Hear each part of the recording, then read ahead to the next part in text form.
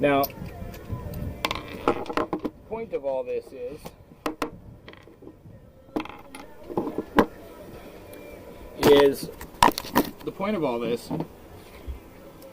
is to replace the rigging to make sure it's safe for when you're going to be heading offshore. The Forestay, you can't see anything inside because it's hidden by the foil, right? So I decided I'm going to do it anyways. This is what the little cone is supposed to look like. You know, of course that's brand new. It's not going to look that nice, you know, all the time. But this is what came out.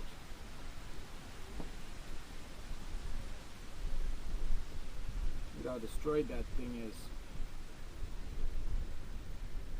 So that would have failed out there, you know. Now granted, this one's 15 years old, at least. But I'm glad that I decided to take that Forestay off because, you know, rigging checks. You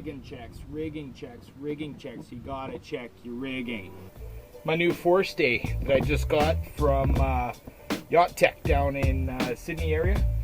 So the idea is to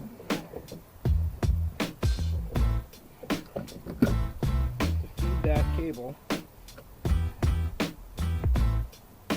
down into there. See how successful I am.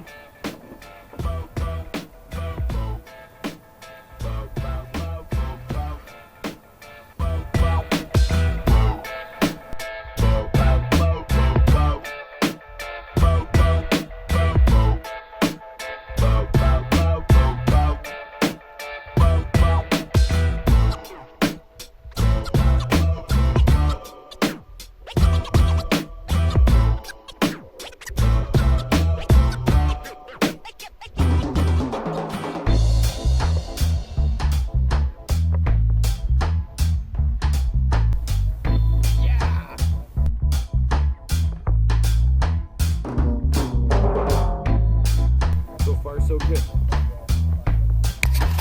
Alright, so I'm getting ready to cut my Forestay. Tight as it can go. So this is where I need to cut it, which is right here. That'll give me approximately exactly the length I need.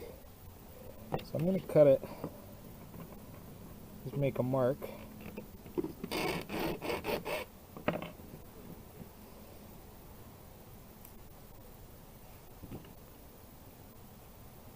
I'm gonna tape it. Okay.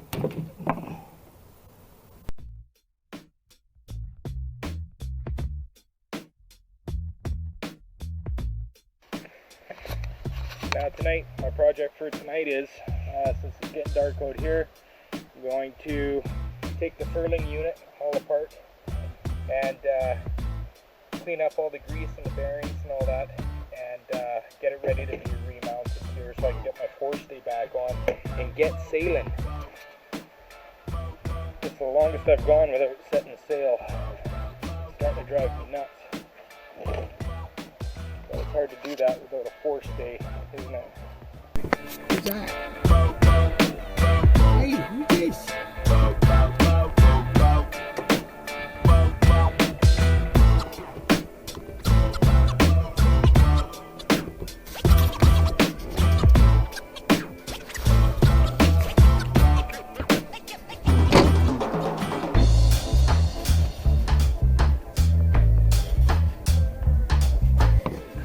Who's this kitty?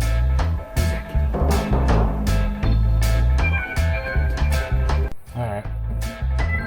So just enough grease in there to coat them. Just start dropping them.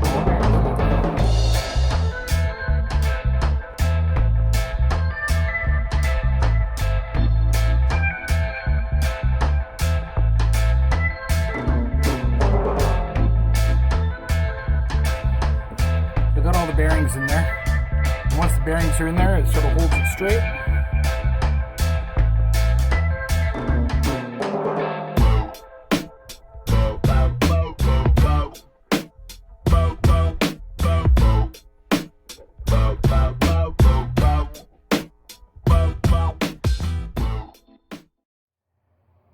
Yeah, jam a bolt or something in there.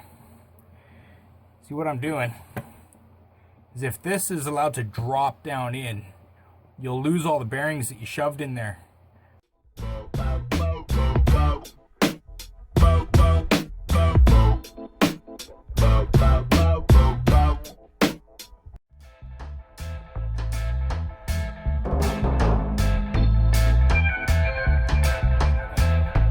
That's gonna work just fantastic.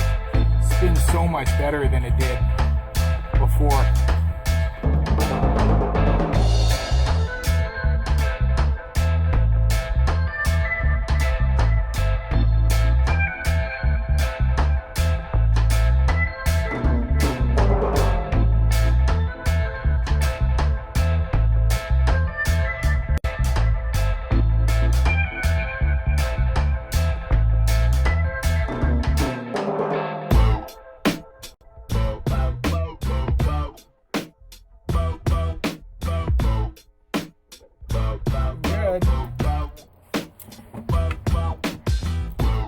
Once the bearings and everything, the seats and everything go together, it's actually quite easy to rebuild one of these things.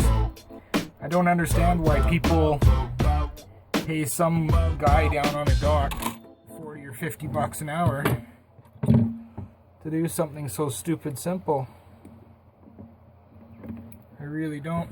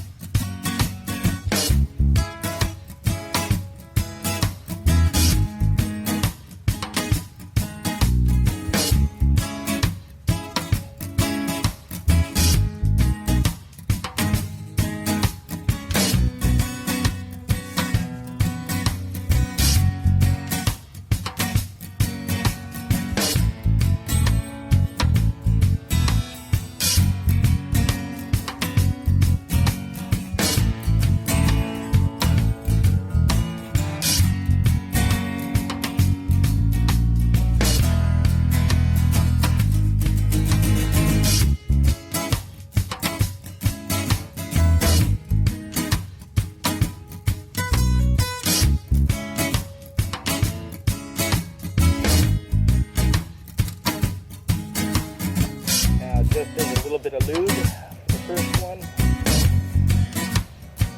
Put a little bit on there. And I'll check nothing's caught in the bite.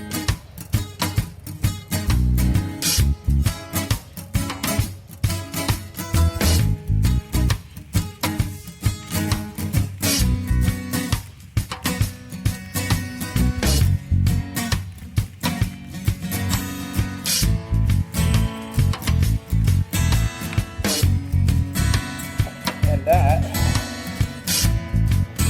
right there is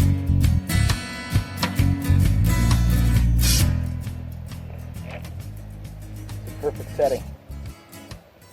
What I usually like to do with these before I put it on permanently is use just a little bit of Loctite, lube the threads, because stainless on stainless is extremely susceptible to spalling. And so you want to just lubricate it, get everything set together in there, and get your little cone set with none of the little strands stuck in that. That is the most important thing, is that you don't get a strand in the little slit in the cone.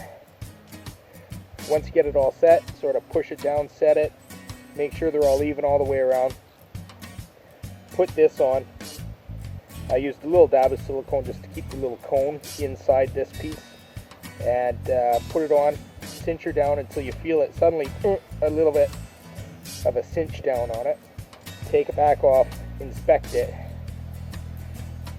If it's good, fill this fitting completely with silicone. Careful not to get it on the threads. Lots of Loctite. Thread her back in and cinch it home.